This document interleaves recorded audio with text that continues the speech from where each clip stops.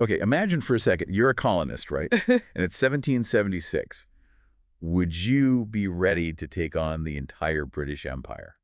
Well, I think it depends. It really depended on what side you were on at that point. The American Revolution wasn't just this like overnight thing. No, it was brewing for a while, Yeah. but at some point, those colonists, they decided they'd had enough and were ready to fight for their independence. Exactly. And today we're going to be diving into some of those pivotal moments and decisions, like what pushed them over the edge, what gave them the courage to face, well, the strongest military force in the world. And the really cool thing is we're going to be using actual firsthand accounts, letters, speeches. We even have this super popular pamphlet from the time. And it's amazing how much these sources really transport you back to that time. Like you can almost feel the tension, the fear, the hope all mixed together. Oh, definitely. And if you're enjoying this, this whole journey back in time, be sure to hit that subscribe button because we've got a whole bunch more episodes coming up exploring even more untold stories from the American Revolution. Yeah, we're going to be uncovering those hidden heroes, those pivotal battles that you might not have even heard of. It's going to be a wild ride. So to kick things off, let's talk about the Battle of Bunker Hill. I mean, everyone's heard of it, right? Right.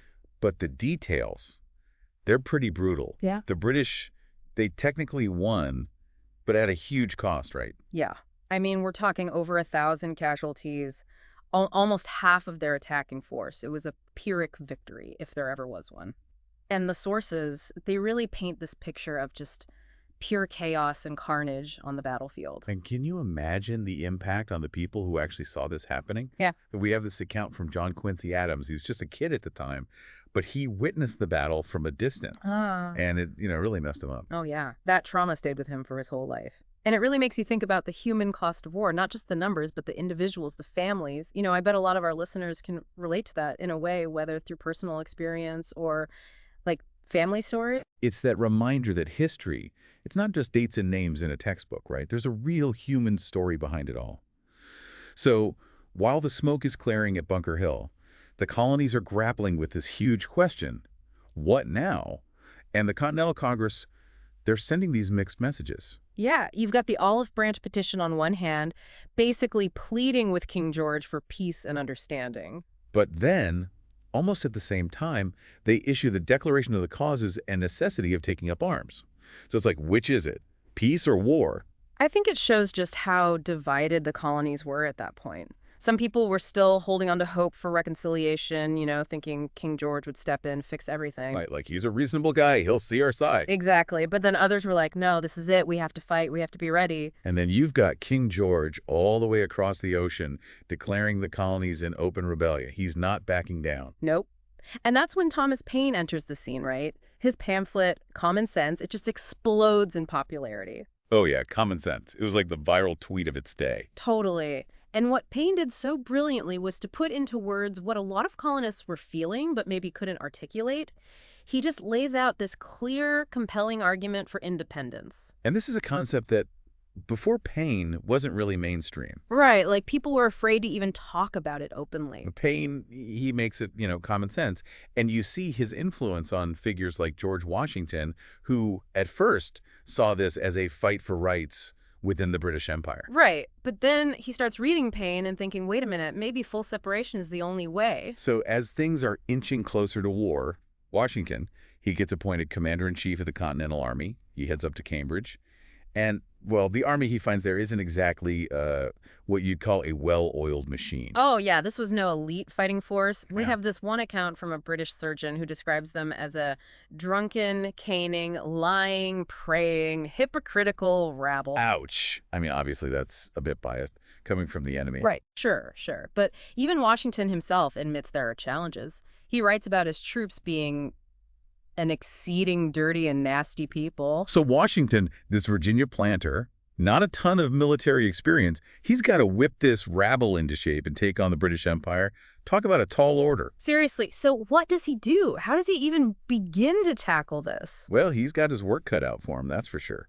But, what's incredible is how Washington rises to the challenge. Yeah, he doesn't waste any time. He immediately starts drilling the troops, instilling discipline, building fortifications. He knows they have to look the part, project an air of strength and competence. Right, like fake it till you make it, kind of. Well, there was some of that, I'm sure. But he also understood the importance of morale. He leads by example, works alongside his men, shows them he's in it for the long haul. And that starts to earn their respect. And that comes through in the way people describe him. They talk about his discreet and virtuous nature, his solid judgment. Even Abigail Adams, who wasn't one to sugarcoat things, was impressed. Yeah, she wrote to her husband, John, that Washington had this dignity with ease and complacency. The gentleman and soldier look agreeably blended in him. Coming from Abigail, that's high praise. So Washington is starting to shape this army into something resembling a fighting force. But it's not all smooth sailing, is it? They face some major setbacks, especially up in Canada. Oh, yeah. The invasion of Canada, that was a bold move, but it just didn't pan out. Those accounts from the campaign, they're just heartbreaking. You read about soldiers battling frostbite, disease, lack of supplies. It was a logistical nightmare. Yeah, we have journal entries where soldiers describe the frostbite being so bad they could barely hold their muskets. It must have been utterly demoralizing. Absolutely. And it forced Washington to reassess. He realized they couldn't just hold on to every piece of territory.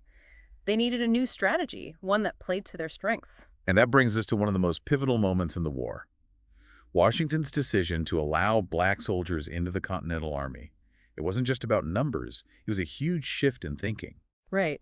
Remember, this is a time when slavery is still deeply ingrained in American society. To have black men fighting alongside white men for liberty, it challenged the very fabric of the existing social order. It's this weird paradox, isn't it? Fighting for freedom and equality while a huge segment of the population is still enslaved. Exactly. It really highlights the complexities of the American Revolution. It wasn't a simple black and white fight. And the inclusion of black soldiers added this whole other layer of meaning to the struggle. What do you think it was like for those black soldiers risking their lives for a nation that didn't fully recognize their humanity? I mean, it's just incredible courage. Imagine fighting for a cause that promises freedom for everyone while knowing that you might not be included in that promise. It says so much about their faith in the ideals of the revolution, their belief in a better future.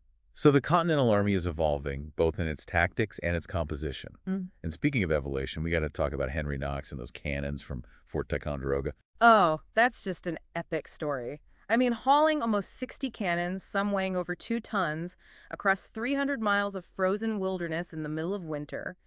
It sounds impossible. And yet they did it. Knox and his men, they battled blizzards, they crossed icy rivers, they dragged those cannons over mountains. It's a testament to their sheer grit and determination, and not a single cannon was lost along the way. Talk about commitment. And those cannons, they proved to be absolutely game-changing. We often hear about the Continental Army's reliance on guerrilla warfare, but those Ticonderoga cannons allowed them to go toe-to-toe with the British in a way they couldn't before. Yeah, it leveled the playing field, and nowhere was that more evident than at Dorchester Heights. That was a brilliant move by Washington. Seizing those hills overlooking Boston Harbor, fortifying them overnight, it must have been a shock to the British. Totally. They woke up and bam, there's the Continental Army staring down at them with all those cannons. It was a complete outmaneuver. And the timing, too. Choosing the anniversary of the Boston Massacre to make their move, it wasn't just strategic, it was a statement. It was a reminder that the colonists hadn't forgotten what happened, that they were willing to fight for their rights. And it clearly shook the British. Faced with attacking a fortified position, they decided to cut their losses and evacuate Boston. It was a major victory for the Continental Army, a real turning point in the war. But as we've been discussing, the road to independence was still long and arduous. What did this victory mean for the fledgling nation? I mean, it's incredible that they actually pulled it off.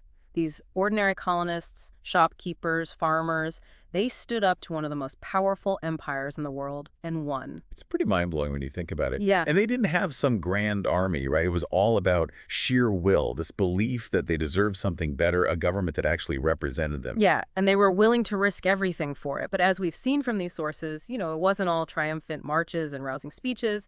There was a lot of suffering, a lot of loss along the way. Oh, absolutely. I mean, those personal accounts, they really bring that home, like the story of John Quincy Adams witnessing Bunker Hill as a child and how that trauma stayed with him his whole life. Or those black soldiers fighting for a freedom they weren't even guaranteed. It makes you realize the true cost of revolution. It wasn't just about ideas, right? Yeah. It was about real people, real families, making unimaginable sacrifices. And I think that's what makes this period so compelling.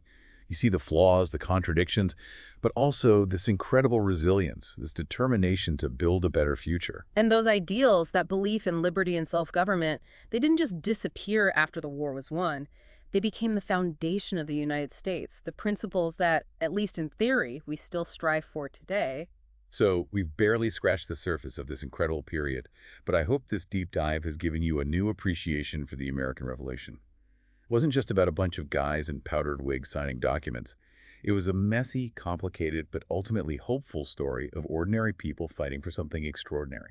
And as we navigate our own challenges today, it's worth remembering the lessons of that struggle, the power of unity, the importance of perseverance, and that even when things seem impossible, change is possible. If you're interested in digging deeper into this, we've got links to all the sources we mentioned in the show notes.